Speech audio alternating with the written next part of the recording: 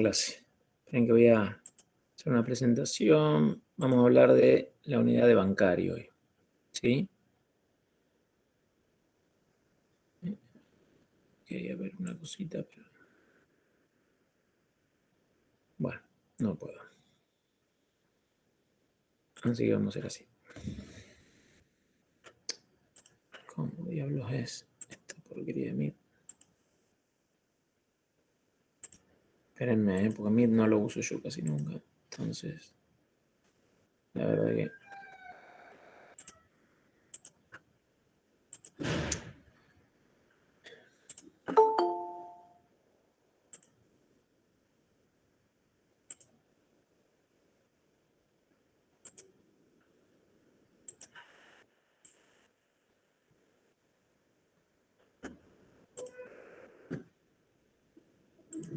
Espérenme un poquito.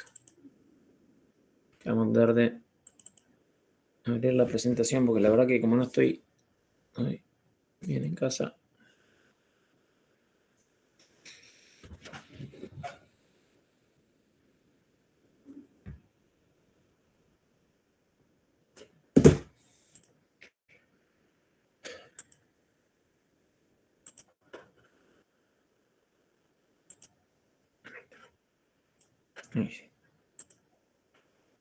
Bueno. ¿Es el PowerPoint de la clase anterior, profe? De bancario es lo de hoy. Me parece que no dimos bancario la clase pasada. No me acuerdo qué dimos. ¿Alguien se acuerda?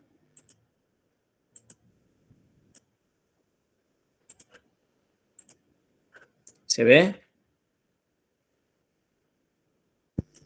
No. No se ve. No, profe, no, profe. Porque no sé cómo diablos se hace para presentar con el Meet. Yo no lo uso nunca el Meet, la verdad. Entonces, la verdad que no sé cómo se hace. No estoy pudiendo presentar. Tengo armado esto. A ver. No me deja. Ahí. Ahora sí. ¿Ahora se ve? Ahora sí. Ahora sí. Bueno, ahora sí. Listo.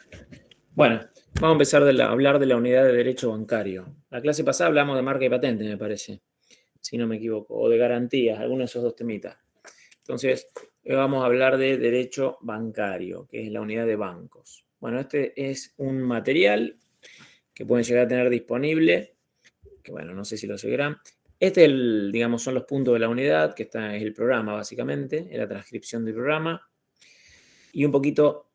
para empezar a hablar de esta clase, que va a ser un poquito breve, porque, bueno, en realidad no pude ir porque tenía un compromiso médico, era antes de las 5, así que, bueno, 4:30, 4:15 vamos a terminar, porque aparte ustedes tienen que ir hasta la facultad a dar micro, así que vamos a hacer así.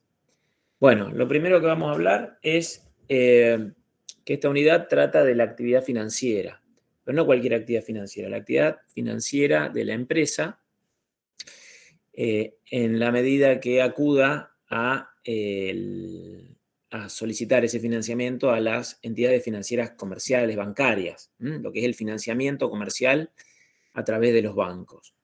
¿Por qué les hago esta aclaración? Porque si ustedes ven ese esquemita de la pantalla, se darán cuenta que la empresa se puede financiar con los propios recursos de la misma empresa, que algo no sé si ya habremos visto, tiene que ver con cuando la empresa, supongamos, el mismo socio de la empresa o el mismo dueño de la empresa aporta el dinero para financiarse, para comprar las máquinas, vamos a suponer, que no es lo común, sino que lo común es acudir al financiamiento con recursos de terceros, lo que es la financiación ajena. Y ahí sí vimos algunos contratos que ustedes, o por lo menos los van a leer ustedes, que son, por un lado está la financiación comercial con entidades no bancarias. Es decir, a través de los contratos de crédito. ¿Cómo consigue financiamiento una empresa? Y bueno, por ejemplo, pidiéndole prestado a un amigo mutuo. O, digamos, también puede hacerlo a través de una entidad especial o una entidad profesional que lo que hace es financiar, a través de un contrato de factoring o factoraje, lo que hace es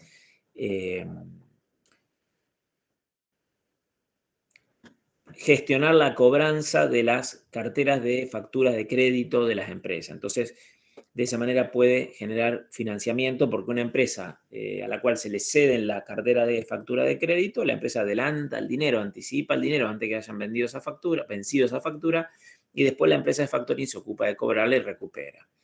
Y por último, a través de la cuenta corriente, que es una modalidad de contrato que permite a un empresario obtener financiamiento, o sea, no obtener recursos de dinero, sino financiar, por ejemplo, la compra de los insumos que requiere. Yo, celebro un contrato de cuenta corriente con alguien con quien tiene un trato permanente, entonces no hace falta que cada operación de compra que realice tenga que estar cancelando el precio, sino que se va asentando cada una de esas operaciones en una cuenta corriente. Bueno, esa es la financiación, pues esa es la forma en que la empresa puede obtener financiamiento, financiar sus bienes o sus deudas o sus créditos, sus bienes de capital fundamentalmente, no acudiendo a los bancos. Después está la financiación bursátil, que es cuando la empresa acude a los mercados de capitales, que algo ya vimos, para obtener financiamiento. Y por último está la financiación a través de los bancos. ¿Sí? Espera un momentito, por favor.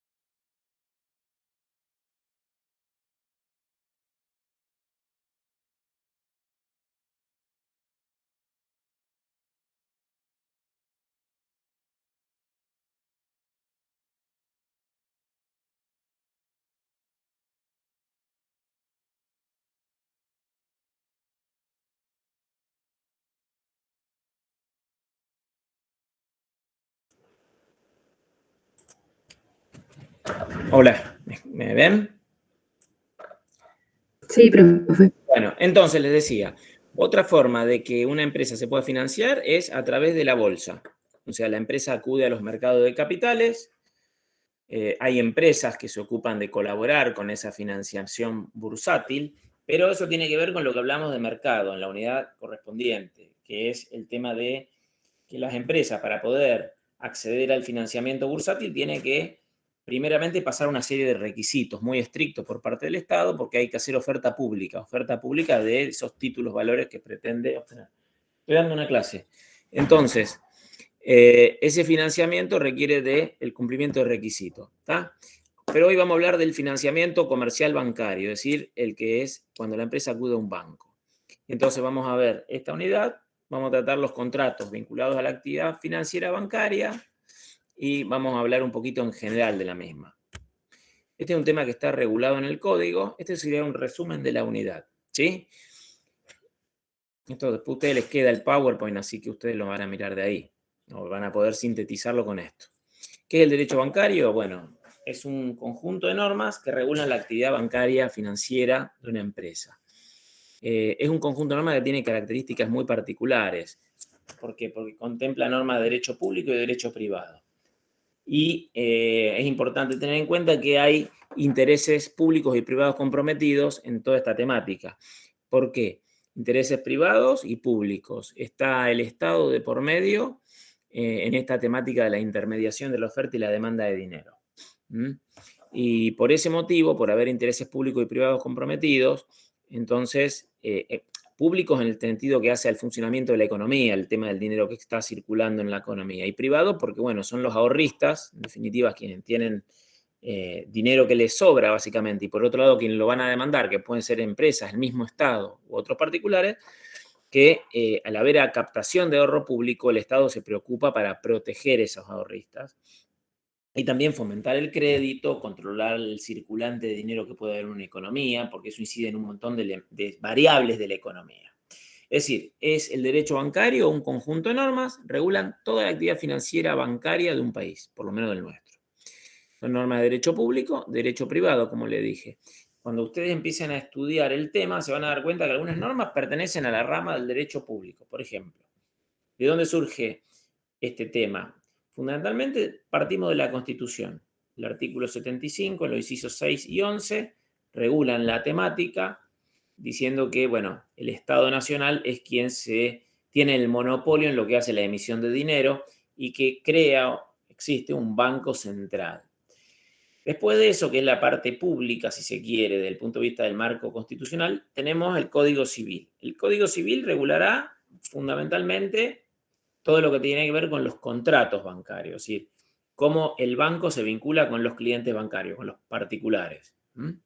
Lo hace a través de distintos contratos, que los vamos a ir viendo cada uno de ellos. Eso está regulado en los artículos 1378 a 1420 del Código.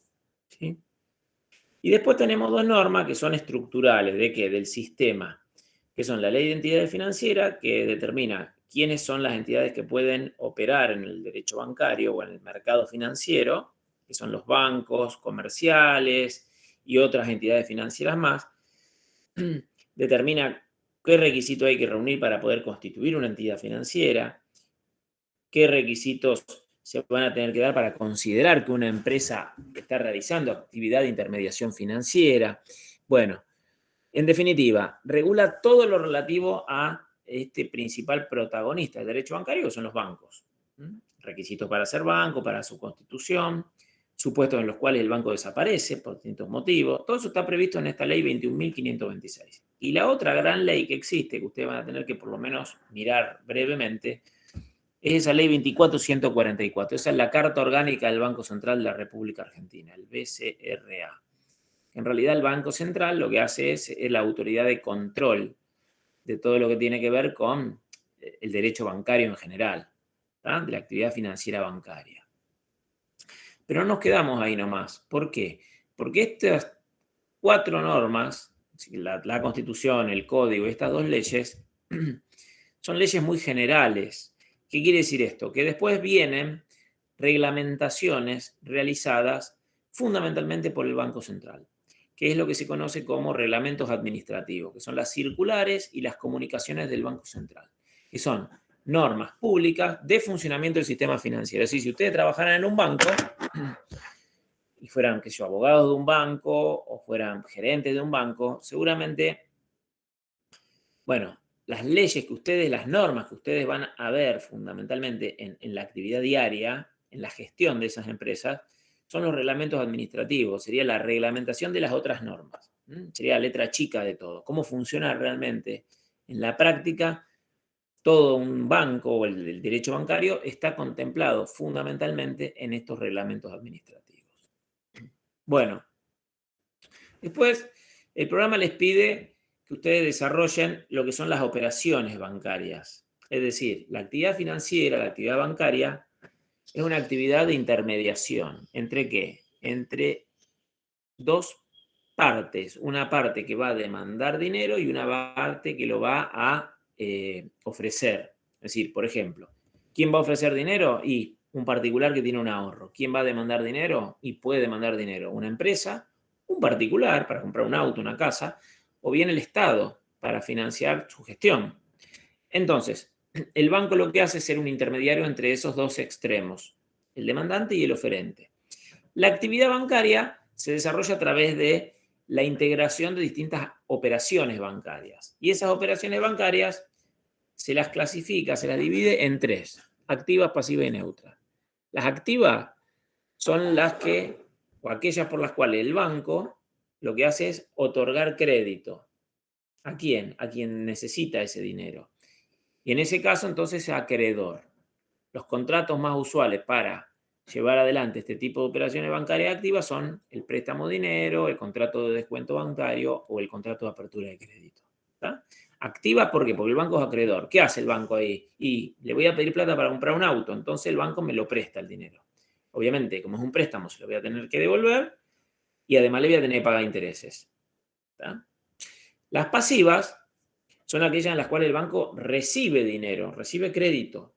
Y en ese caso es deudor, el banco está obligado a devolverle a quien le prestó el dinero. Es decir, acá es como le entra la plata al banco. ¿Y cómo le entra? Y ¿quién le lleva la plata al banco? Quien tiene dinero que le sobra.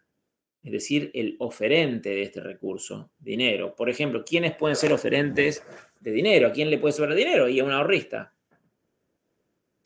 Entonces, el banco capta ese dinero, generalmente a través de un contrato de depósito a plazo fijo, o bien también puede captar dinero a través de depósitos a la vista, lo que son los depósitos en caja de ahorro, en cuenta corriente, y ese dinero el banco es el que luego presta. Se dan cuenta cómo ahora van a ver que se coordinan estas dos puntas. Y por último tenemos operaciones neutras, que son aquellas en las cuales el crédito no tiene nada que ver, no interviene. El banco solamente presta un servicio y cobra una retribución o una contraprestación por ese servicio. Por ejemplo, una operación en la cual no hay intervención del préstamo de dinero, del crédito en sí, es el servicio de caja de seguridad. Lo que hace el banco es concederte o prestarte un lugar físico para que vos puedas depositar, guardar y que el banco te custodie determinados bienes, dinero, alhajas, lo que ustedes quieran. Entonces, eso configura un contrato de naturaleza neutra que se llama servicio de caja de seguridad.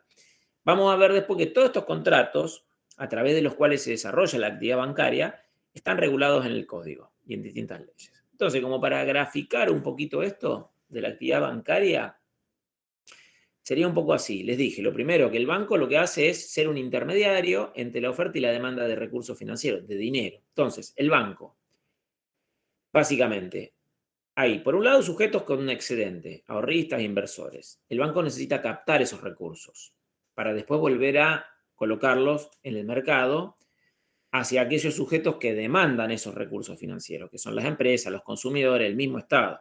Entonces, los sujetos que tienen excedente lo que hacen es celebrar contratos de depósito u otro tipo de negocios. Son operaciones pasivas para el banco, porque el banco se obliga a devolvérselo. Y como se olvida de devolvérselo y es una operación económica, es decir, onerosa, el banco te va a devolver la plata que vos depositaste con más el pago de un interés. Ese interés, por corresponderse con una operación pasiva, se llama tasa pasiva. Una vez que el banco tiene ese dinero, ustedes conocen, lo habrán visto por economía, el efecto multiplicador que tienen los bancos respecto del dinero, que es algo más o menos complejo, que suponte si alguien te presta 100, vos esos 100 los tenés, que los tenés que volver en 60 días, lo podés prestar, pero no te prestas todo, prestas 80, y entonces vos vas pudiendo prestar un montón de dinero, en definitiva, y eso hace un efecto multiplicador del dinero que hay. Pero bueno, lo concreto de la actividad financiera es esta, de intermediación. Entonces el banco capta recursos y los vuelve a amorcar. ¿A quién se los entrega? Se los entrega a aquellos sujetos que demandan los recursos. Y obviamente se obligan a devolvérselo y pagarle una tasa de interés por haber utilizado ese dinero. Tasa que se conoce como tasa activa porque corresponde a una operación activa. ¿Se entiende más o menos el esquema? Esto es lo que hacen los bancos. ¿Cuál será la ganancia de los bancos? Lo que se conoce como spread. Es la diferencia entre las tasas activas y las tasas pasivas. Tasa activa es lo que cobra. Esto es viejo, esto tiene como 2 años. Fíjense que hoy la tasa activa, acá era una tasa activa que tenía del 48%. Hoy la tasa activa en un banco, o sea, por un préstamo de dinero, es del 80, 90%, o 70 y pico por ciento anual. Mientras que la tasa pasiva, esto no aumentó tanto, es decir, por ejemplo, la que te paga el banco por un plazo fijo, hoy está en un 48%. Entonces ustedes dirán, bueno, ¿la ganancia cuál es? Y la diferencia entre lo que te cobra, entre lo que te cobra y lo que te paga. Esa sería la ganancia en general que tienen las entidades bancarias. Vamos a hablar de esta ley que les dije que es la que regula o estructura el sistema financiero, que es la ley de entidades financieras. ¿Sí? ¿Hasta acá se entiende más o menos, chicos? ¿Sí? Sí. Sí, profe. Traté de explicárselo lo más... ¿Pueden pasar Power? Sí, después yo les paso el Power. Trato de explicárselo lo más simple posible. Igualmente este tema, el Power no es muy largo, es un Power corto, porque lo hice para la clase de hoy, más bien breve. Entonces ustedes, fundamentalmente, lo que van a tener que hacer mucho hincapié es en leer algunas de estas leyes. Yo les voy marcando en el Power los artículos que ustedes son más importantes y tienen que ver. Pero sepan que van a tener que leer estas 2 leyes estructurales y el código. En el código tienen todos los contratos que se le van a llegar a pedir vinculados a la actividad bancaria. Bueno, vamos entonces a resumir un poquito esta ley, que es el régimen legal de las entidades financieras. Es decir, el régimen legal de las entidades que son estas intermediarias entre la oferta y la demanda de recursos financieros, de dinero. La ley es la 21.526, una ley de la década del 80, una ley vieja, que fue actualizada en un par de oportunidades.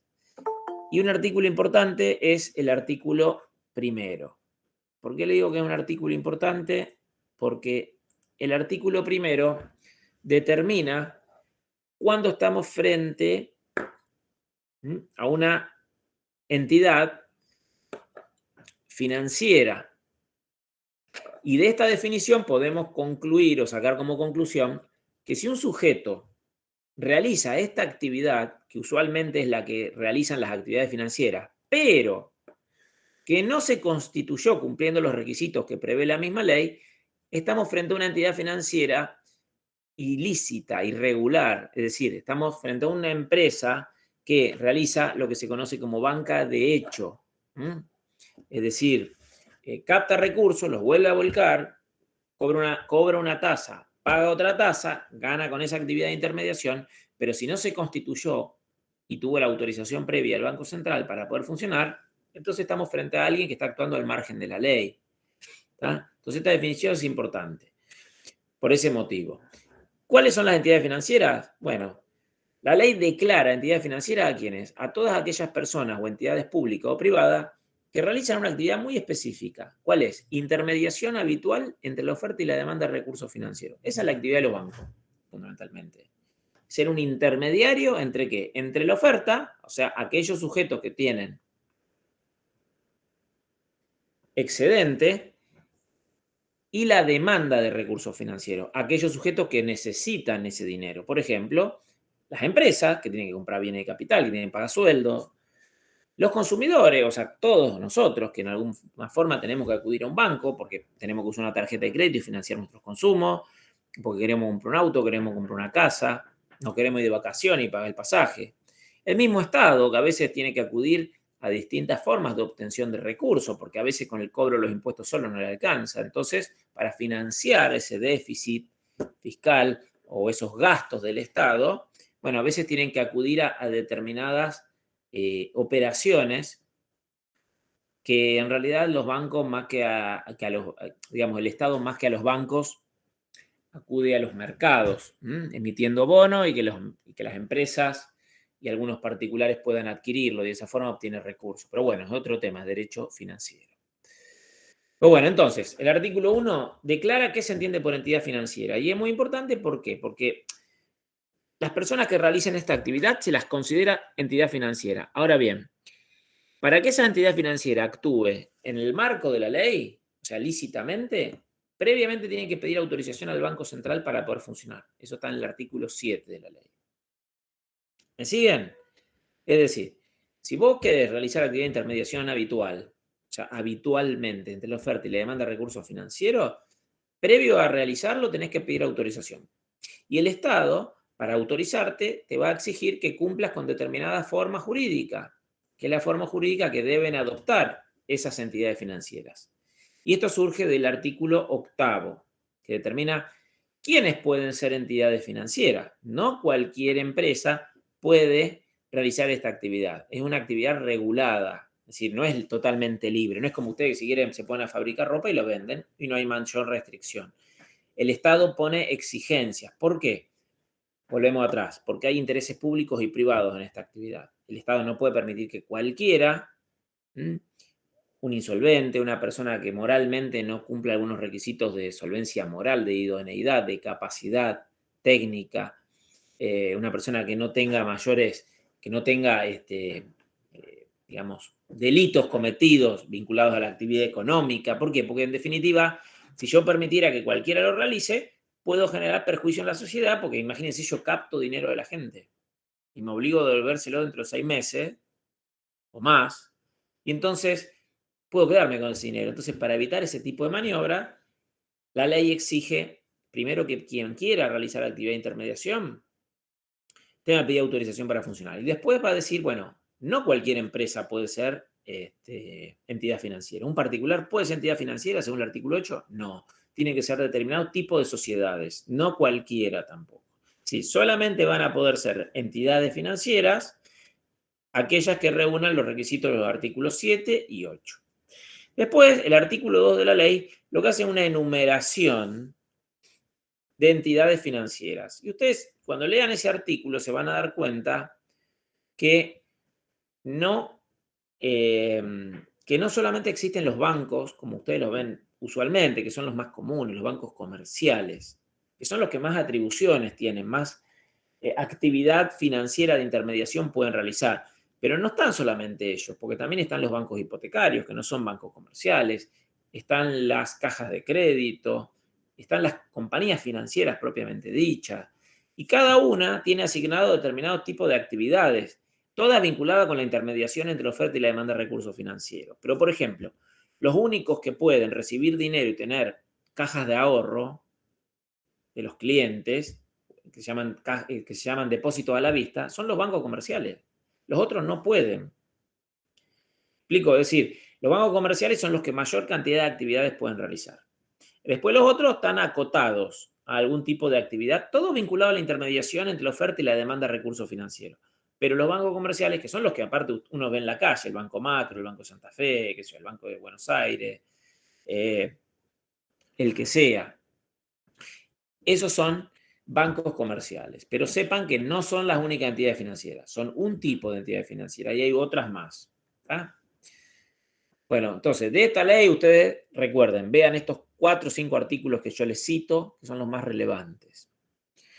Después, entonces, la actividad bancaria es un sistema, empezar, un sistema compuesto por toda una estructura jurídica, con una ley que organiza todo, que crea primero un organismo de control, que es el Banco Central, luego otra ley, que es la 21.526, que vimos recién, que lo que hace es establecer quiénes son los sujetos que van a ser los intermediarios en la actividad financiera, y luego tenemos las normas que regulan la vinculación entre ese banco o entre esa entidad financiera y los particulares, que es el código. ¿Va?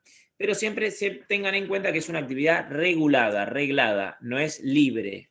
O sea, no es que yo mañana quiero empezar a prestar plata o recibir plata de préstamo amigo y después prestarlo yo a su vez y empezar a cobrar intereses por eso. Y si lo hago de manera profesional y habitual, bueno, estoy realizando actividad de intermediación financiera, pero no soy una entidad financiera. ¿Por qué? Porque no tengo autorización para funcionar, o quizá puedo ser una persona física y no puedo ser banco. Para ser banco tengo que constituirme como sociedad anónima o como cooperativa.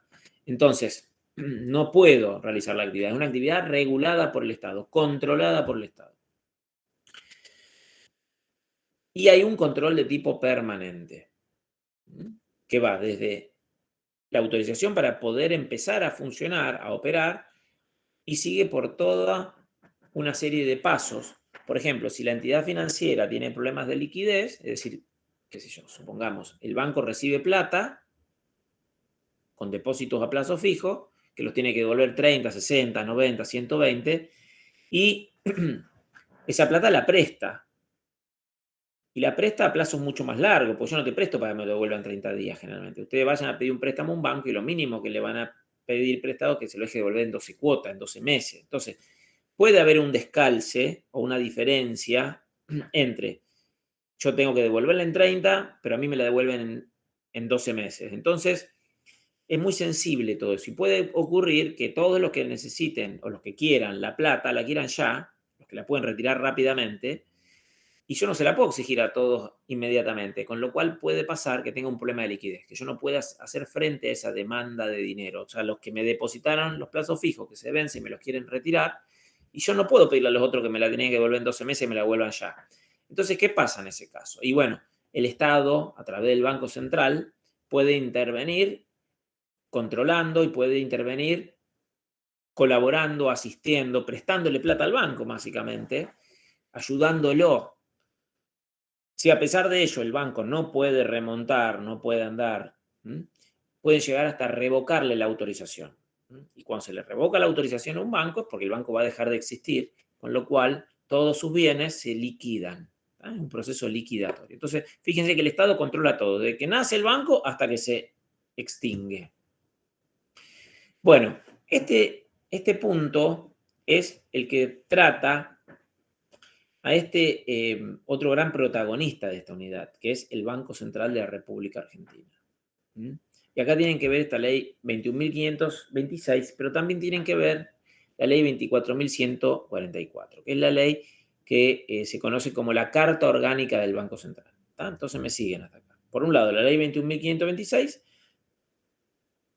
que en su artículo 4 dispone expresamente que el Banco Central es la autoridad de aplicación de la ley. O sea, el Banco Central, entre sus funciones, ¿cuál está?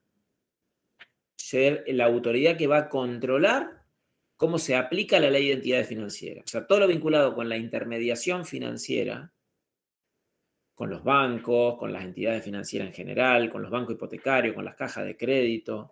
Bueno, ¿quién va a ser el que va a controlar todo eso? El Banco Central. Entre otras muchas funciones que tiene. Bueno, ¿qué es el Banco Central? ¿Qué naturaleza tiene? Es una entidad autárquica del Estado Nacional, es decir, es un organismo que depende del Estado Nacional, que depende básicamente del Ministerio de Economía, que tiene una organización. La organización está regulada en los artículos 6 a 27, que ustedes van a tener que leer por su cuenta, y cumple determinadas fines. O sea, ¿por qué existe un Banco Central? Bueno, hay varias finalidades que tiene la existencia de estos bancos. Por ejemplo, el artículo 3 de la ley, es muy largo el artículo, o sea, las normas estas son bastante extensas. Yo les sintetizo un poquito lo que me parece que tiene que quedarles en su cabeza para que después ustedes, cuando solos lean la ley, vayan a estos artículos y recuerden que lo realmente relevante es esto. Entonces, ¿para qué sirve un banco central? Lo primero que tiene que tratar de lograr un banco central es lograr la estabilidad de la moneda del país. Y eso está previsto en la Constitución, es un mandato constitucional, lo tiene que hacer porque está previsto en la ley. O sea, el Banco Central tiene que lograr la estabilidad de la moneda. Tiene que lograr la estabilidad financiera. Y luego tiene otra finalidad mucho más genérica, que rara vez, ninguna de estas finalidades se cumplen hoy en día, por lo menos en nuestro país. No hay estabilidad de la moneda, no hay estabilidad financiera y tampoco hay empleo y desarrollo económico con equidad social. O sea, estas cuestiones que serían las finalidades que tendría que tratar de satisfacer nuestro Banco Central, en la realidad, por lo menos hasta el día de hoy, no la ha podido cumplir. No es con este gobierno solamente, ninguno de los últimos gobiernos, por lo menos desde que está vigente la ley 24.144, han logrado cumplir con esto. Son metas que la ley las tiene, es el horizonte al cual trata de llegar la ley, pero la verdad, en la realidad es que nunca lo han logrado. ¿Cuáles son las funciones y facultades que tiene? Todo tratando de lograr estos tres objetivos generales, ¿no es cierto? Estabilidad de moneda, estabilidad financiera, empleo y desarrollo económico con equidad social y muchas otras funciones más. No se olviden que el banco regula, si se quiere, todo lo que es el mercado del dinero. Entonces, ustedes saben que regulando el mercado del dinero, por ejemplo, regulando las tasas de interés que se pagan o que se cobran, podemos hacer que haya dinero o no haya dinero en los bancos. Eso es lo que ocurre según la economía en los países normales. En nuestro país muchas veces esas leyes económicas no funcionan igual. Pero teóricamente, si yo les preguntara a ustedes o a alguno de ustedes, ¿qué pasa si el Banco Central dispone que los bancos van a pagar una tasa de interés que va a estar por encima de la inflación? O una tasa de interés muy alta. O sea, si vos depositas plata en los bancos, supongamos la inflación es del 5% mensual, tenés un 60% de inflación anual, que va a ser más alta en realidad, pero supongamos que fuera así, y el banco te paga el 70%. ¿Qué les parece que hace la persona que tiene plata? ¿La guarda la plata y la inflación se la come o hace perderle poder adquisitivo? ¿O va y la deposita a través de un plazo fijo en un banco que te asegura una rentabilidad del 70% anual? La deposita. La deposita. Y si la deposita, ¿qué pasa con la industria? Si yo tengo una fábrica o quiero poner una fábrica y supongamos que tengo que invertir X dinero, comprar las máquinas y ponerme a trabajar, contratar empleados, y supongamos que después de todo eso a mí me queda un margen de ganancia del 30%. ¿Qué les parece que voy a hacer yo, empresario, que tengo $1.000.000? Puedo gastarlo en comprar la empresa, arriesgarme, contratar empleado y sé que a lo sumo voy a tener una ganancia del 20, 30, 40%. Ahora, ¿qué les parece que haría yo? ¿Qué puede hacer uno? Si financieramente te da el 70, industrialmente te deja el 40. ¿Qué les parece que va a hacer eso? Y en vez de arriesgarte en la industria, ponerlo en el banco. Va a poner a trabajar la plata financieramente.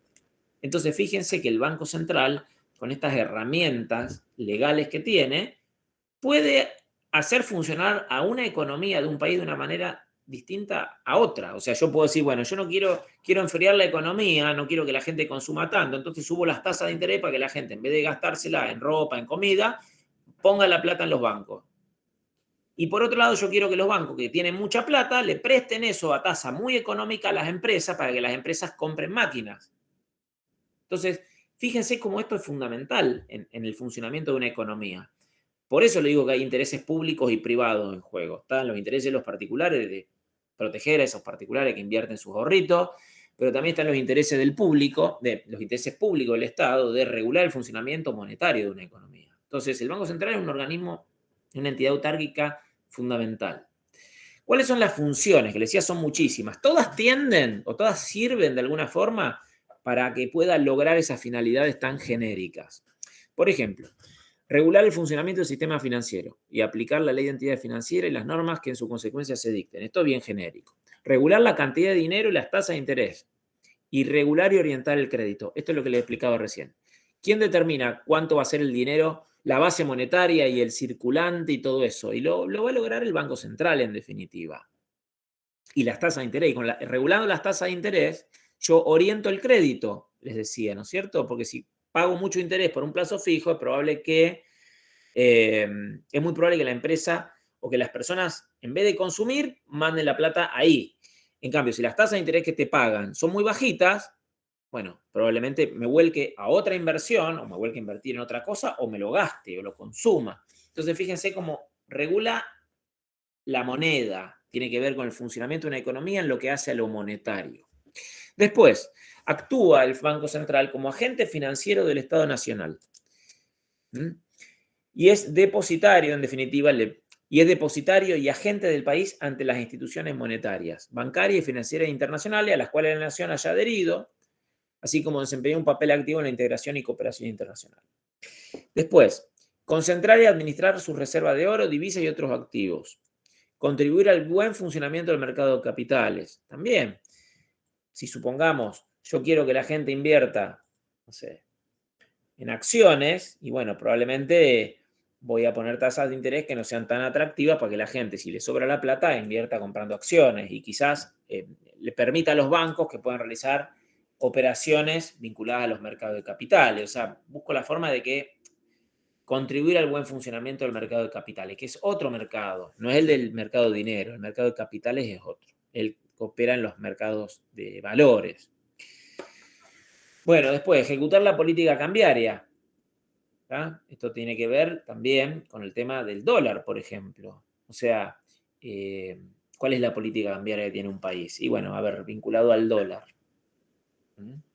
¿Intervengo o no intervengo? ¿Pongo un cepo o no pongo un cepo? Y eso también tiene mucho que ver con el funcionamiento de la economía. A ver, si hay mucha inflación y acá la inflación está muy vinculada al dólar o al valor del dólar, y entonces si yo, qué sé yo, si yo pongo un cepo, la gente no puede comprar muchos dólares, va a ir al blue, pero toda la plata que tenga la va a tratar de invertir en eso. O sea, es un organismo sumamente relevante en lo que hace al funcionamiento de una economía. Bueno, después, también tiene como función regular los sistemas de pago, las cámaras liquidadoras y compensadoras, las remesadoras de fondos, empresas transportadoras de caudales, o sea, todo lo que tenga vinculación con la actividad financiera y cambiaria. Y por último, tiene como también una función proveer a la protección de los derechos de los usuarios de servicios financieros. ¿Quiénes son los usuarios de servicios financieros? Básicamente los clientes de los bancos. ¿Está? Bueno, hasta acá más o menos vimos entonces quiénes son entidades financieras, le marqué los artículos relevantes, quiénes son, qué es el Banco Central, le dije cuáles son los artículos relevantes también, y ahora vamos a hablar del secreto bancario, que es un tema que se suele preguntar. El secreto bancario está regulado en la ley que regula a las entidades financieras, porque tiene que ver con un deber profesional que la ley impone justamente a estas entidades, las entidades financieras, fundamentalmente a los bancos. El artículo que lo regula es el 39 de la Ley de Entidades Financieras. Entonces, esto se pregunta casi siempre. ¿Qué es el secreto bancario? Es un deber. ¿Deber de qué? De abstenerse. ¿De abstenerse de qué? De divulgar información. ¿Información sobre qué? Es decir, las entidades financieras, los bancos y los empleados de los bancos, el gerente, los cajeros, todas las personas vinculadas a las entidades financieras, tienen que abstenerse de revelar determinada información. ¿Y qué no pueden revelar? No pueden revelar los datos de las personas que realizan operaciones pasivas. Es decir, si yo voy al banco que está enfrente de mi casa y le digo, yo quiero saber si mi vecino, pues yo lo veo que entra y sale de este banco, tiene constituido con vos contratos de depósito a plazo fijo. ¿Se acuerdan? Las operaciones pasivas son aquellas en las cuales el banco toma el dinero y se obliga a devolverlo. Entonces, cuando yo tengo plata que me sobra, voy al banco. Ustedes saben, uno puede invertir en un montón de cosas la plata. Supongamos me sobra plata, entonces digo, bueno, voy al banco porque me paga el 48% anual de tasa. O sea, yo sé que yo dejo mi plata inmovilizada 12 meses y si deposito 100, bueno, en realidad si es interés compuesto es más, la tasa real es del 60, porque vos todos los meses agregás los intereses, es capitalización, pues supongamos que si vos lo dejaras y sacás, digamos, los intereses de cada periodo, vos al fin del año tenés 148, porque tuviste una tasa del 48. Pero vamos a suponer, entonces, esa es una operación pasiva. Si yo voy al banco y le digo al gerente que me diga si mi vecino tiene plata depositada en el banco, el gerente del banco me va a tener que decir, yo estoy sometido a este deber de secreto profesional impuesto por la ley 21.526 en su artículo 39 y no puedo divulgar esa información. Ahora bien, eso tiene una excepción, es decir, que pueden revelar la información. ¿Cuándo? Cuando esa información sea solicitada ¿por quién? Por los jueces en causas judiciales. Vamos a suponer, un juez en el marco de un juicio le pide a los bancos que digan si Juancito tiene plata depositada en el banco. El Banco Central también lo puede pedir. Los organismos recaudadores de impuestos, AFIP, API, ARBA, el organismo municipal que recauda las tasas municipales, podrían pedir, porque a ver, tiene una persona que debe plata a esos organismos y ellos intuyen que esta persona puede tener plata escondida. Entonces lo que hacen es pedirle al sistema financiero si esta persona tiene plata. ¿Para qué? Para tratar de cobrar. También pueden pedir a otras entidades financieras que le divulguen información, otras entidades financieras. O sea, algunas, por ejemplo, el Banco Macro le pide al Banco Nación que diga, previa autorización del Banco Central, si un cliente que tienen en común además tiene un depósito a plazo fijo en el otro banco. Y por último, hay una comunicación de estas que emite el Banco Central, es decir, son estas reglamentaciones que efectúa el Banco Central, de estas normas generales, que dispone que también pueden solicitar información acerca de las operaciones pasivas que realicen los bancos, ¿quiénes? Los organismos internacionales de fiscalización de entidades financieras. Es decir, esto tiene que ver con un organismo internacional que controla a las entidades financieras fundamentalmente para descubrir operaciones de tráfico de armas, de narcotráfico, de terrorismo y demás. Entonces, estos son los supuestos de excepción. Es decir, principio general, los bancos no pueden revelar los datos de las personas que realizan operaciones pasivas con los mismos. Operaciones pasivas son aquellas en las cuales el banco capta dinero y se obliga a devolverlo. Es decir, el banco está obligado a devolverlo, es un deudor. Depósito a plazo fijo. ¿Sí? O caja de ahorro. ¿Qué pasa con las activas? ¿Están dentro del secreto bancario? Si yo voy al banco y le digo, mira, en realidad no funciona así. ¿Por qué? Porque el Banco Central divulga cierta información. Ustedes no sé si saben que hay empresas que se ocupan de emitir informes crediticios de las personas. O sea, yo pido un informe que se Verás, por ejemplo, vos pagás un abono y esta empresa Verás te emite un informe de tal persona, el riesgo crediticio que tiene, si tiene deuda con los bancos, cuánto está atrasado, qué riesgo crediticio tiene. En definitiva, un informe acerca de esa persona. ¿Qué tipo de operaciones estoy refiriéndome? A las activas, es decir, aquella en la cual el banco es acreedor. Es decir, cuando el banco te presta dinero y vos se lo tenés que devolver. Entonces, esa información es de acceso público, entre comillas. Es decir, el Banco Central divulga, por ejemplo, cuando a una persona le rechazan los cheques, se lo incluye en una nómina, en un listado, en una base de datos de deudores del sistema financiero. Y hay empresas que se ocupan de recopilar toda esa información y vender informes a cualquiera. Uno se mete por internet, informe que se llama Veraz, no sé, hay varias empresas que se ocupan de esto. Entonces vos vas a contratar a una persona y querés saber si esta persona viene cumpliendo, o sea, si paga sus deudas. Y eso no hay problema que revelen esa información porque refiere a operaciones que son activas, no las pasivas. Las pasivas no se pueden divulgar salvo estos casos de excepción. ¿Está? ¿Quedó claro esto, chicos? Sí, Sí, profe. Bien. Bueno, entonces vamos a hablar algunas cositas de los contratos bancarios. Les decía, esta va a ser una clase cortita, a las 4 más o menos vamos a cortar.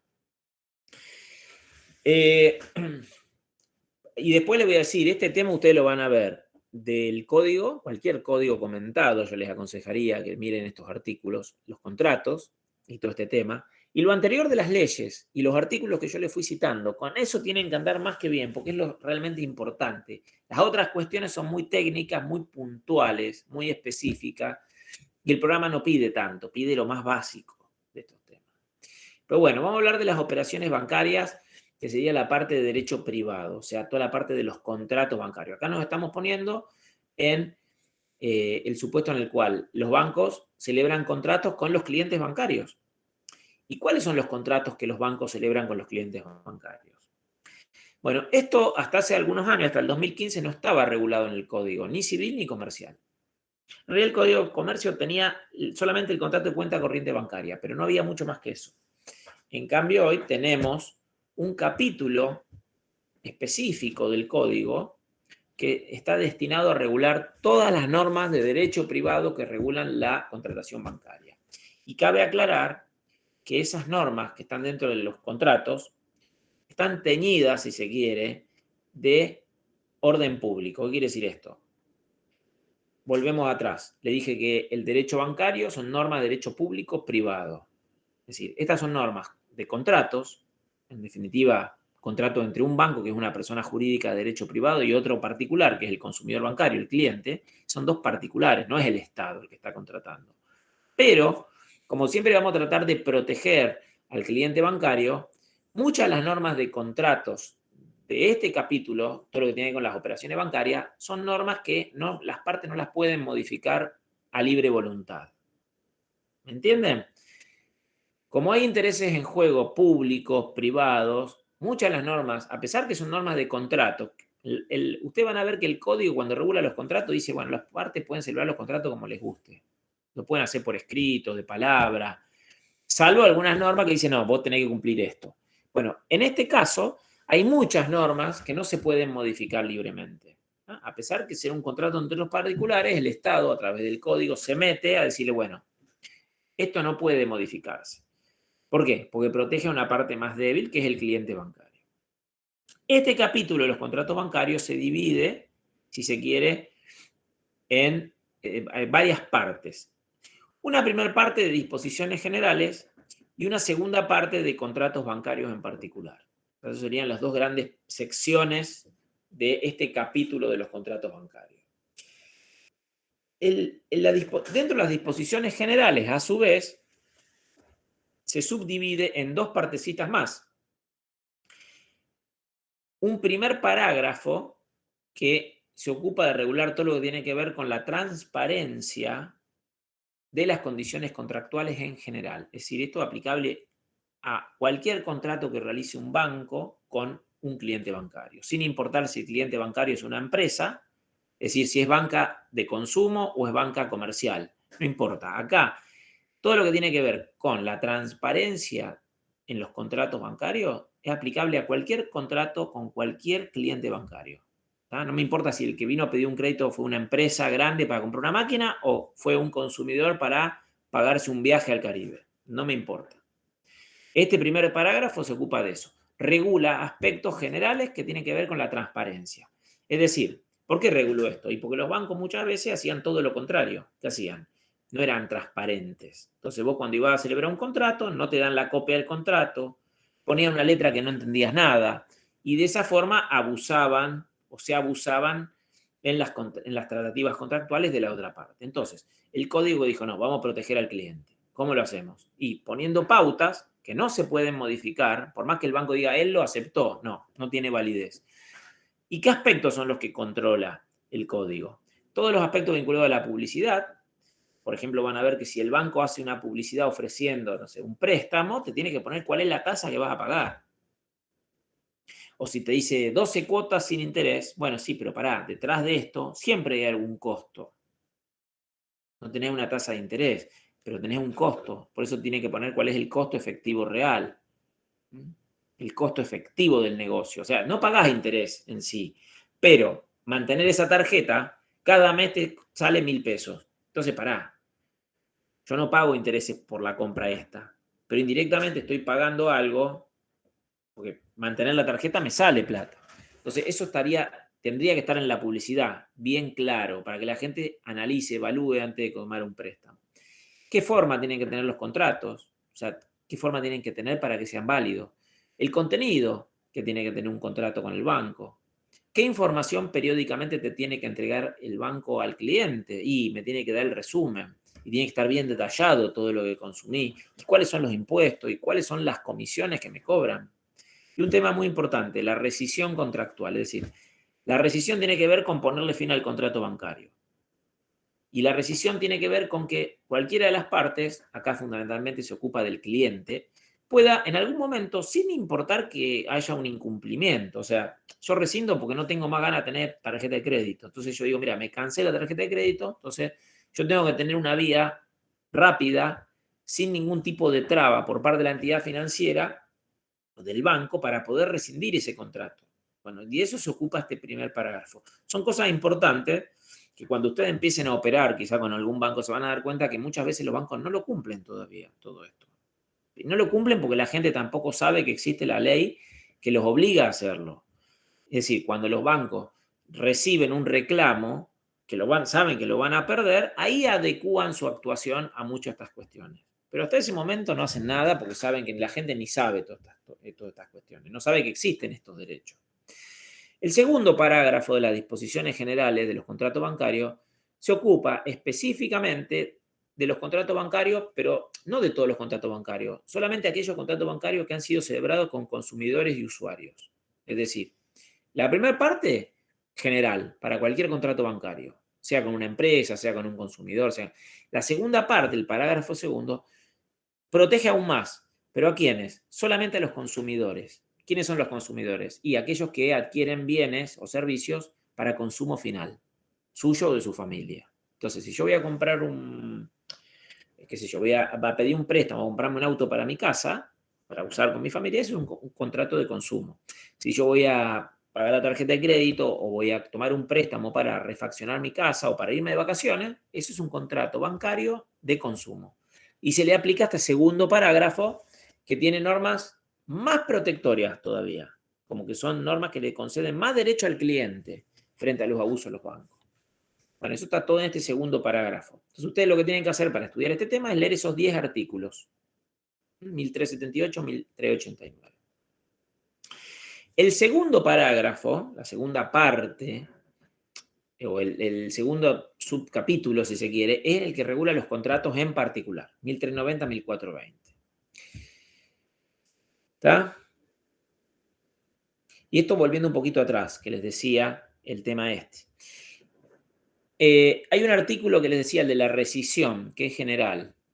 Está acá, dentro de las disposiciones generales, que les decía que es aplicable a todos los clientes, ya sea de cartera comercial o de consumo. Si ya sea una empresa que pidió un préstamo a un banco para comprarse una máquina, o ya sea un particular que pidió un préstamo para comprarse un auto o para pagarse las vacaciones. ¿Qué quiere decir la rescisión? La rescisión es que el cliente va a tener derecho siempre a rescindir en cualquier momento, en la medida que el contrato sea por tiempo indeterminado.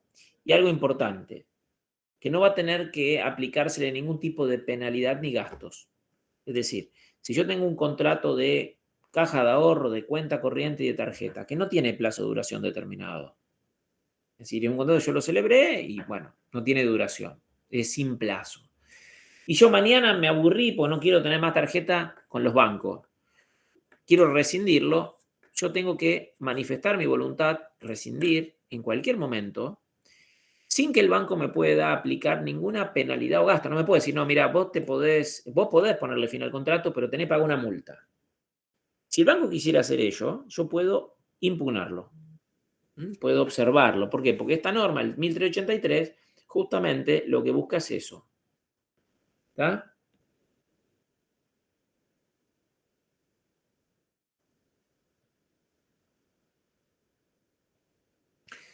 Bueno, ¿estamos hasta acá? Sí. Sí, profe. Bueno, entonces, vamos a ver ahora algunas operaciones bancarias. Vieron que yo le dije, la actividad del banco es de intermediación. Básicamente, ¿qué hace el banco? ¿Vieron lo que hace un comerciante que compra un bien barato a 10 para revenderlo a 15? Bueno, si se ponen a pensar, el banco hace más o menos lo mismo. ¿Qué hace? Capta dinero y paga una tasa de interés. Vamos a suponer, hoy un banco te paga por un plazo fijo una tasa del 48%, 48 o 49, creo que el jueves iban a subir las tasas nuevamente, porque hay mucha inflación, entonces para que la gente deje consumir, igual que la plata que le sobra en un plazo fijo, en vez de estar gastándola en la calle, sube la tasa. Entonces, el banco lo que hace es captar dinero, paga una tasa, ese dinero que captó lo vuelve a prestar ¿a quién? A quien lo necesita, empresas particulares, y le cobra una tasa. Y esa tasa que te cobran siempre es más alta que la tasa pasiva. Entonces, esa es la ganancia del banco.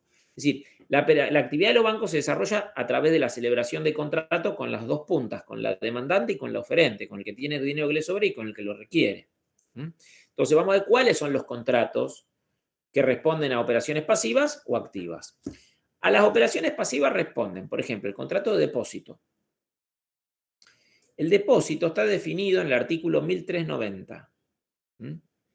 Y hay dos tipos de depósito. El depósito a la vista, artículo 1391, que es el supuesto de la caja de ahorro, que es la base de provisión de fondos en la cuenta corriente, que es otro contrato vinculado también.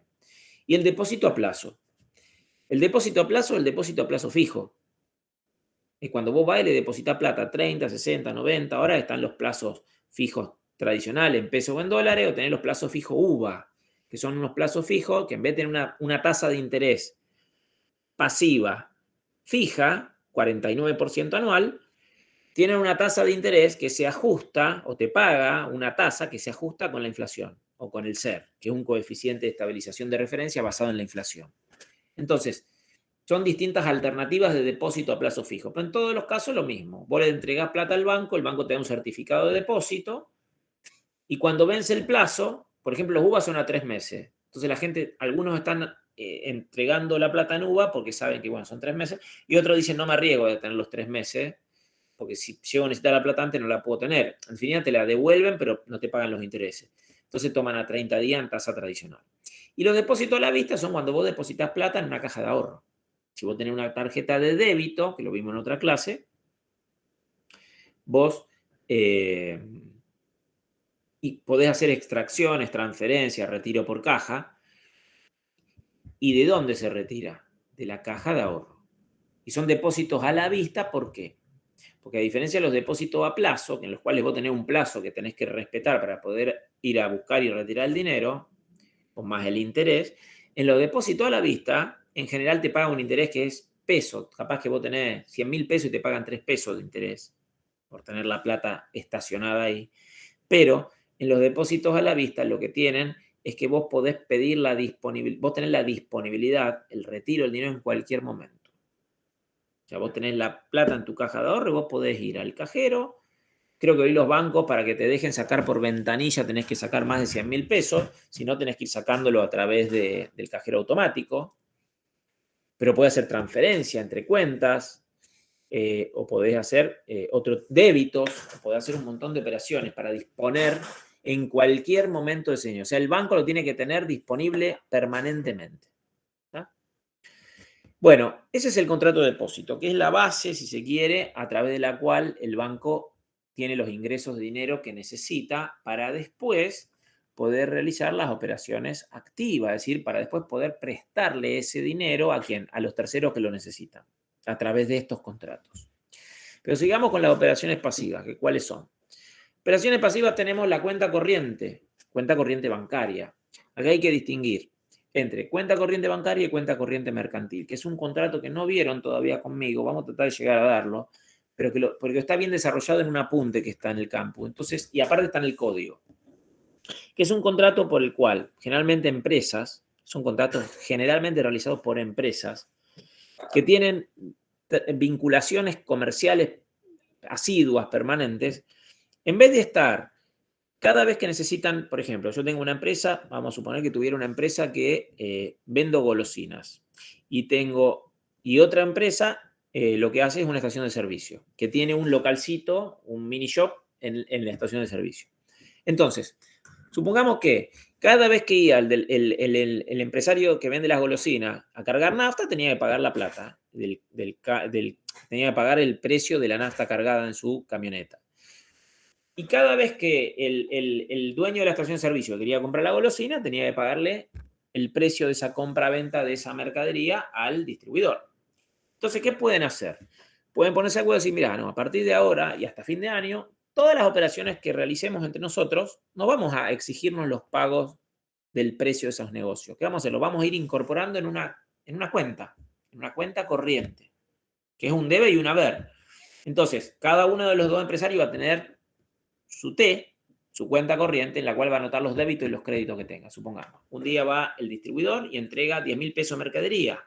Entonces, se lo debita uno y se lo acredita el otro.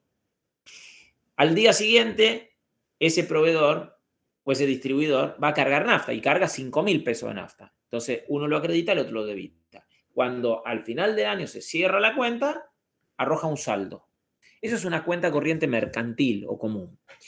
Pero hay otro contrato, que es la cuenta corriente bancaria, en la cual la relación es entre una entidad financiera bancaria, entre un banco comercial y un cliente. Y lo que hace básicamente es la cuenta servir para recoger los créditos y débitos que realiza el titular de la cuenta sobre esa misma. Es decir, en la cuenta corriente se debitan y se acreditan cosas. ¿Qué se debita y qué se acredita? Bueno, se debitan, por ejemplo, los préstamos. Si yo tengo un préstamo con el banco y tengo una cuenta corriente, es probable que hayamos pactado que todos los meses que venza el préstamo, yo no lo tengo que ir a pagar.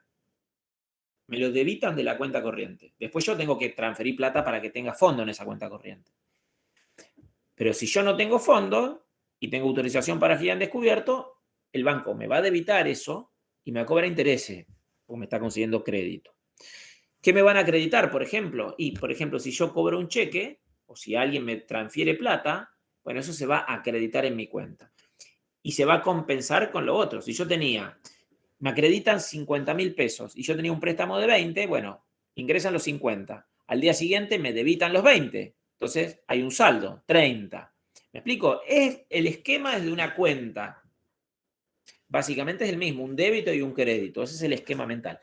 Entonces está definido en el 1393, que tiene una definición de tipo descriptiva. Describe cómo funciona en realidad. Lo importante es que ustedes tengan en cuenta que la cuenta corriente bancaria lo que hace es recoger créditos o débitos que surgen de determinados negocios que tiene el titular de esa cuenta sobre ese banco. Por ejemplo, si yo tengo un préstamo, me debitan la cuota del préstamo, pero a su vez, si a mí me pagan un honorario de algún trabajo que hice y me acreditan la plata en esa cuenta, ese dinero ingresa acreditado y quizás la cuenta toma lo del préstamo, ¿me explico? La tarjeta de crédito, bueno, los cheques que yo haya librado contra el banco.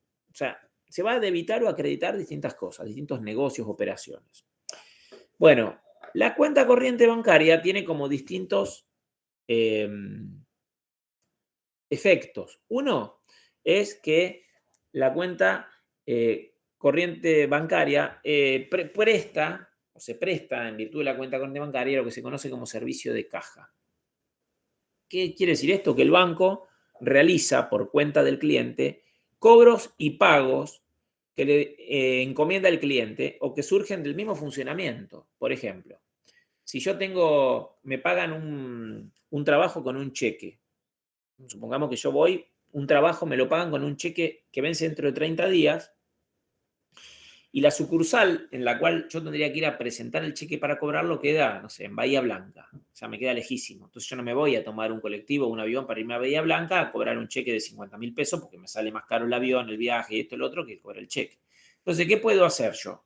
Yo le endoso, le transfiero el cheque al banco, lo deposito en mi cuenta corriente y el banco lo que hace es gestionarme la cobranza y acreditar el monto de ese cheque cobrado en mi cuenta. Si al día siguiente a mí me debitan un préstamo, y bueno, de lo que yo tenía, me debitan la plata del préstamo. Otro efecto es que también en la cuenta tiene lo que es cuando tiene servicio de cheques, el banco es el pagador de mis cheques. O sea, yo tengo chequera, libro un cheque, el banco girado es el banco en el cual yo tengo mi cuenta corriente, y supongamos que yo tengo plata en la cuenta, entonces la gente que va con el cheque a cobrarlo, el banco se lo paga. Vamos a ver que hay otro contrato que se llama apertura de crédito, que se utiliza vinculado a la cuenta corriente bancaria y que es justamente para el caso en el cual yo quizás en algún momento no tengo saldo a favor, no tengo plata depositada, pero el banco igual cubre los débitos que se hagan. Por ejemplo, yo no tengo plata en la cuenta y libré un cheque que vence mañana de 20.000 pesos, pero yo tenía celebrado un contrato de apertura de crédito, en virtud del cual el banco, que se conoce como autorización para girar en descubierto, en virtud del cual el banco, todas las operaciones que se vayan debitando sobre mi cuenta, hasta un determinado monto, me las va a ir pagando. Es decir, si yo no tengo plata, teóricamente, si no tuviera el contrato de apertura de crédito o autorización para girar en descubierto, el cheque sería rechazado cuando se presenta el cobro por falta de fondo. Si me debitan la tarjeta y no hay fondo, impaga la tarjeta, empezaría a pagar interés moratorio. O sea, toda una serie de cuestiones. Ahora, si yo tengo un contrato de apertura de crédito con autorización para girar en descubierto, hasta un determinado monto de dinero, ¿qué pasa? El banco va a ir cubriéndome los débitos. Obviamente, hasta tanto yo no agregue dinero en la cuenta, ¿qué me van a correr? ¿Qué piensa que me va a cobrar el banco por concederme ese crédito? ¿Qué les parece que me va a cobrar el banco? Intereses. ¿Y qué tasa será la que me cobre? ¿La más bajita o la más alta? ¿Será una tasa activa o pasiva? ¿Qué les parece? Si es un contrato de apertura de crédito, que es una operación La más alta, La más alta. activa. activa.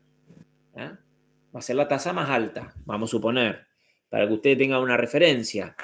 Una tarjeta hoy de interés compensatorio está cobrando hoy más o menos alrededor del 100 y pico por ciento anual. O sea, si vos hoy pagás el pago mínimo todos los meses, solamente supongamos que tenés 100.000 de consumo y pagás todos los meses 20.000, que es el mínimo, la tarjeta sigue funcionando, la podés seguir operando, pero vos solamente pagás el mínimo todos los meses.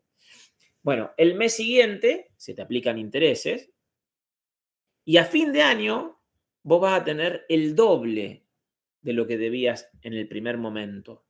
¿Por qué? Porque tenés una tasa altísima.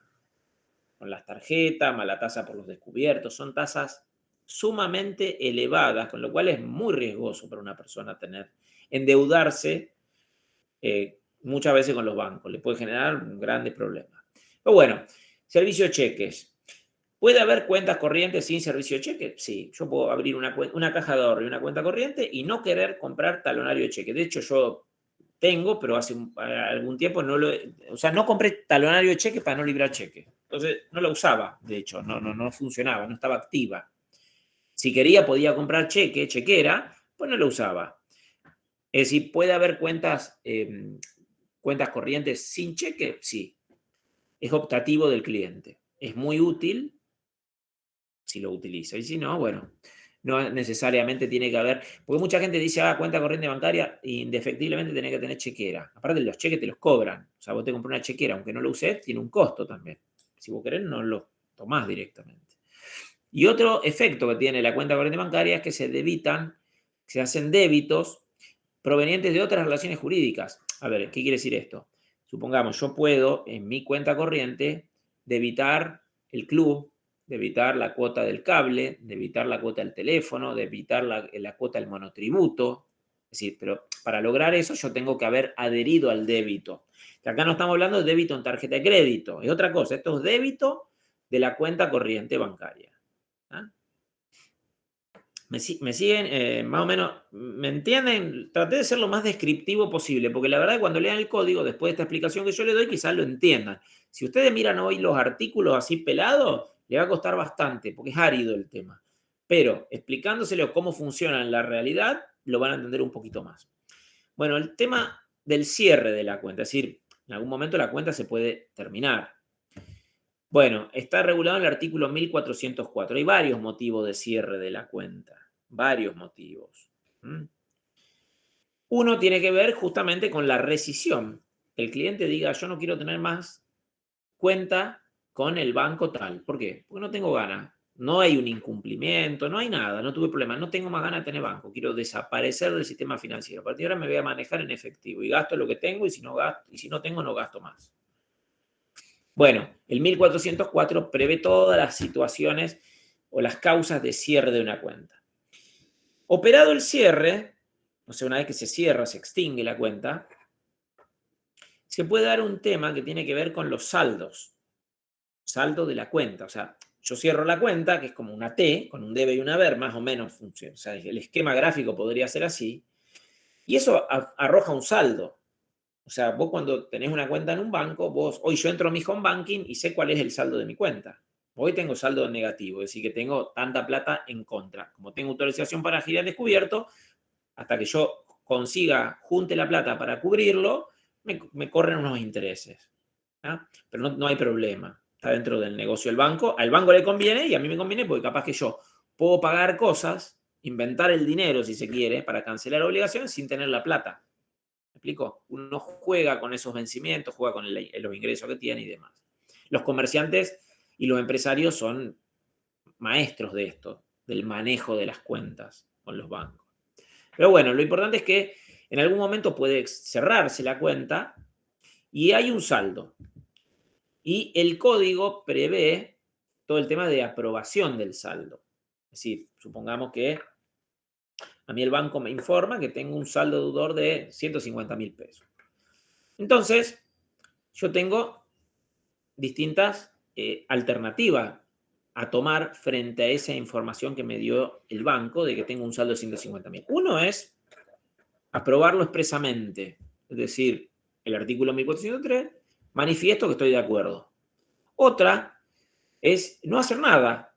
A mí me comunican que tengo un saldo deudor de tanto, dejo pasar 10 días de haber recibido el resumen de ese saldo de la cuenta y no digo nada. Aprobación tácita. La aprobación implica que yo no voy a objetar nada. Si yo no lo apruebo, lo estoy observando. Por ejemplo, porque acá me debitaron algo que yo nunca adherí al débito de esta empresa.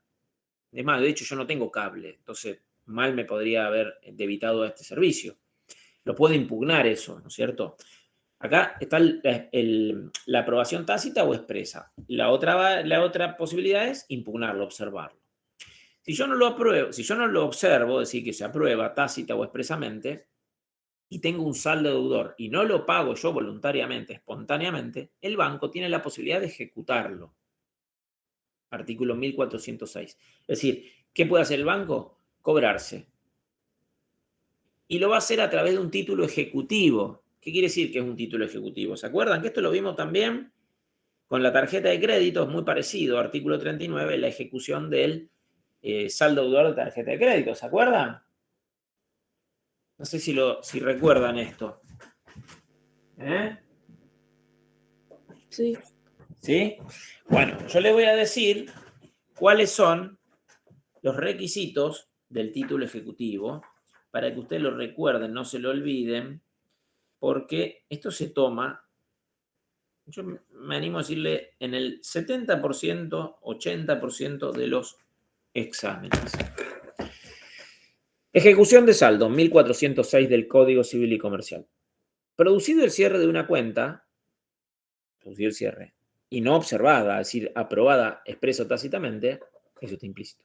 e informado el cuenta correntista, si el banco está autorizado a operar en la República, puede emitir un título con eficacia ejecutiva. Es decir, que esto es una posibilidad que la ley le otorga al banco para poder generar un documento que lo habilite a cobrar rápido el saldo deudor que él tiene a su favor, es decir, el crédito que tiene el banco contra el cliente. Y ustedes dirán, ¿por qué a un banco le dio esta posibilidad? Y porque el banco tiene que recuperar rápido la plata que le deben. ¿Por qué? Porque recuerdan que el banco es un intermediario entre los que le prestan y a los que él les presta, y que yo les decía que realmente los que le prestan a los bancos prestan a corto plazo y el banco le presta a largo plazo, y que si, supongamos, el banco no recupera la plata de los que a él de la plata que le deben a él, no le puede devolver a los que les prestó. Con lo cual puede darse una situación de iliquidez, o sea, un problema, digamos, de devolver el dinero. Entonces, el Estado le concede todas estas herramientas para poder cobrar rápido. Porque si no, ¿sintieron hablar de las corridas bancarias? Que es básicamente, a ver, imagínense un dominó en el cual se cae una pieza, que es un banco, y se empiezan a caer todas las otras piezas, que son todos los otros bancos que trabajan o que funcionan o que operan en ese sistema financiero. Entonces, como un contagio del temor a que los bancos no te devuelvan. Supongan, si ustedes tienen plata en el banco, en caja de ahorro, y le dicen, mirá que mañana el banco este cierra y no le va a devolver la plata a nadie, va a haber un corralito. Ayer, por ejemplo, se dio un corralito en las criptomonedas, es decir, algunas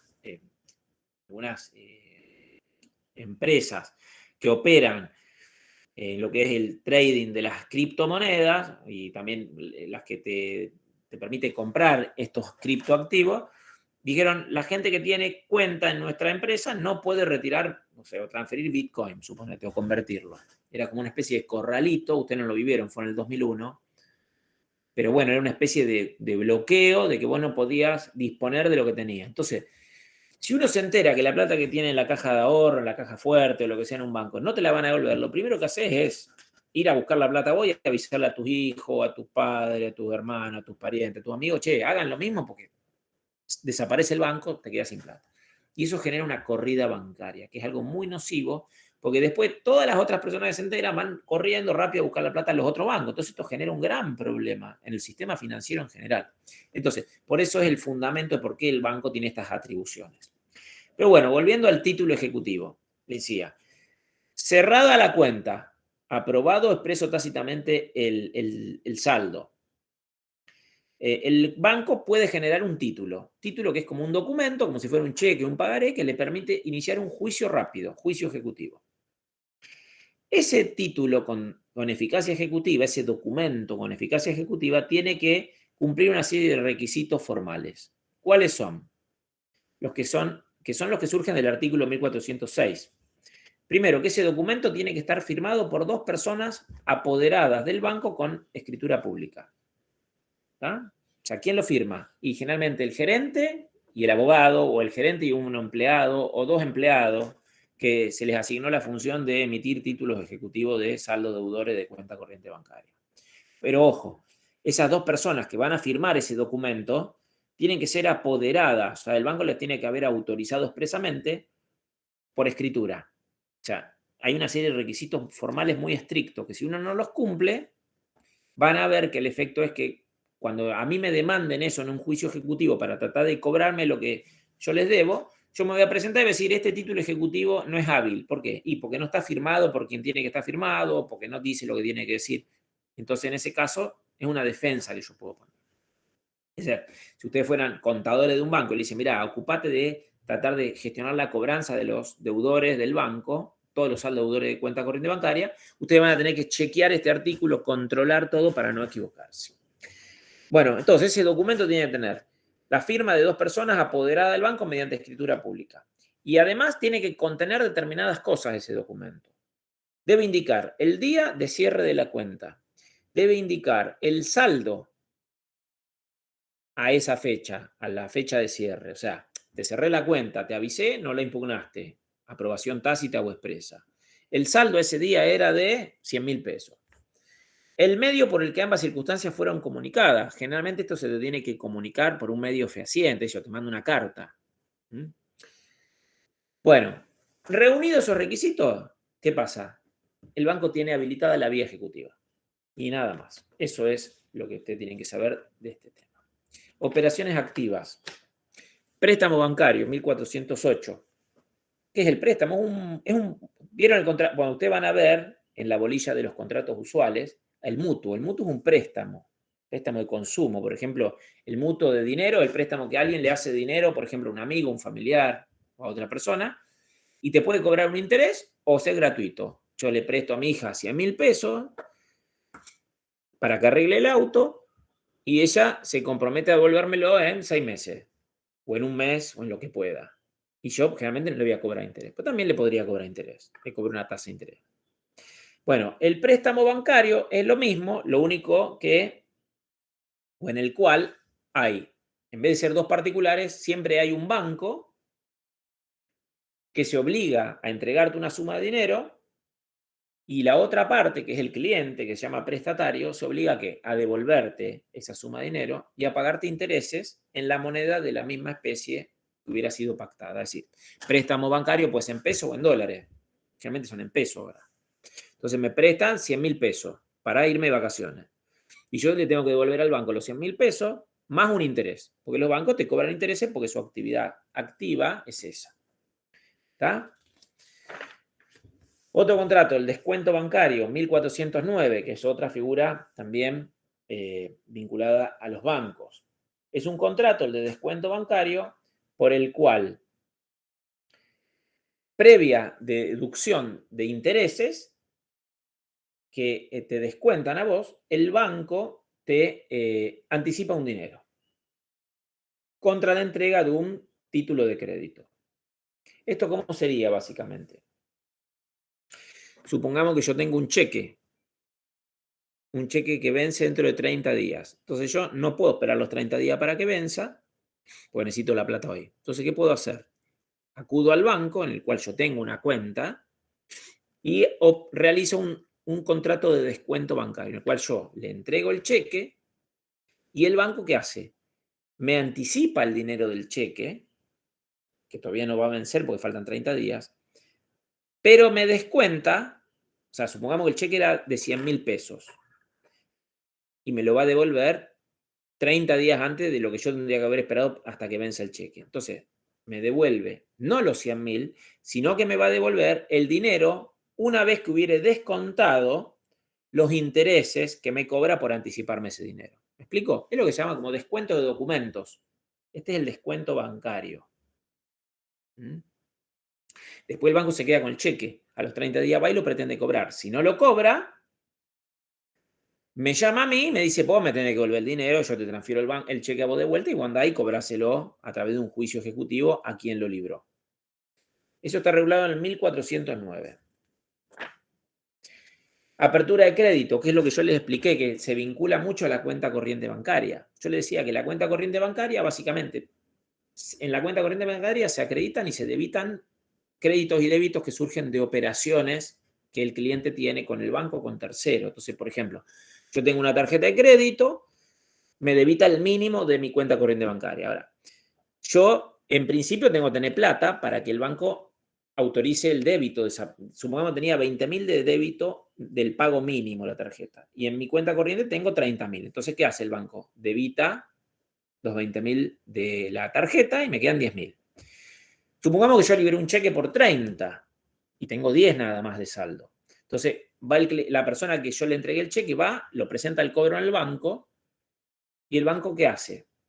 Si tengo autorización o apertura de crédito, lo paga. Me queda un saldo, si el cheque era de 30, el saldo que yo tenía de 10, me queda un saldo deudor de 20. Sobre esos 20 me empieza a cobrar intereses compensatorios. Si yo no tenía autorización para girar descubierto, ¿qué va a pasar? El banco va a rechazar el cheque porque hay fondos insuficientes para pagarlo.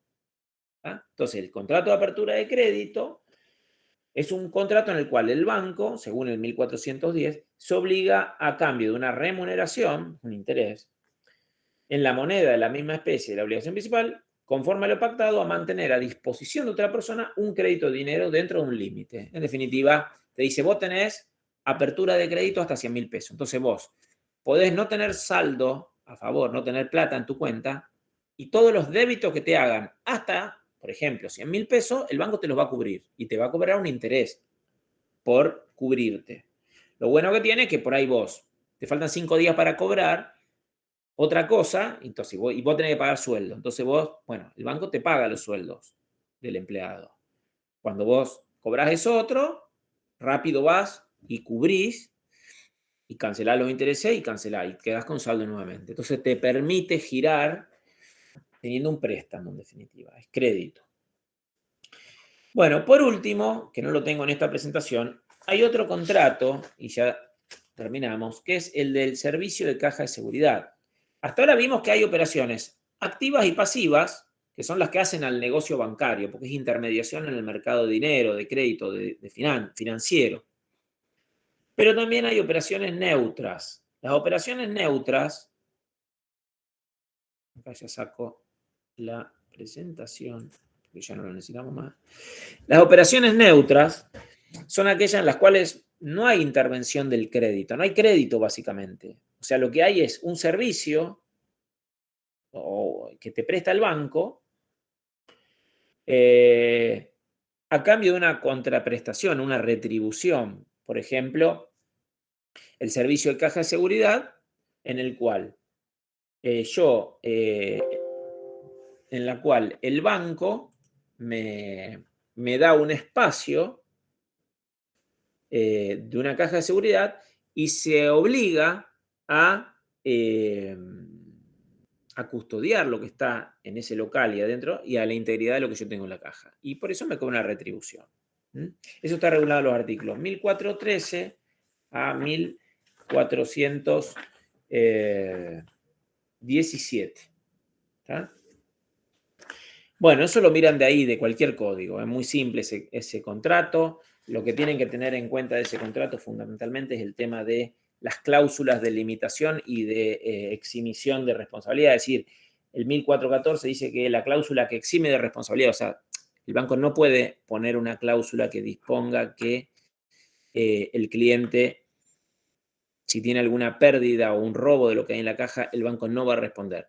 Esa cláusula no es válida. Sí es válida una cláusula en la cual que diga que el banco no se hace responsable por todo lo que había. Una limitación, no la eximición de responsabilidad. Y después, otro tema interesante es el artículo 1417, que tiene que ver con el supuesto en el cual el cliente no paga el mantenimiento de la caja y el banco tiene un plazo para retirar los efectos, dejar la caja vacía, contratarse la otra y cobrarse de la venta de esos efectos. Bueno, básicamente eso sería lo que tienen que ver ustedes. Chicos, por hoy cortamos, ¿sí? Bueno, profe. Bueno, Una profe. clase cortita. Yo les voy a pasar ahora el Power. Ya mismo se lo estoy enviando. Así lo tienen. Es un Power cortito, por lo que preparé para esta clase. ¿De dónde van a ver todo? Código y las dos leyes. Nada más. ¿Sí? Uh-huh. Sí. Bueno, de ahí ustedes tienen que leer este tema, nada más. No hace falta verlo en ningún otro lado. Y los artículos que yo les marco en el Power son los artículos más relevantes. Porque van a ver que son normas muy largas, muchos artículos, son leyes larguísimas. No, miren esos artículos que son los relevantes y listo. Bueno, nos vemos el martes que viene entonces. ¿Me lo mandás a mí o no hay? Bueno, hasta luego.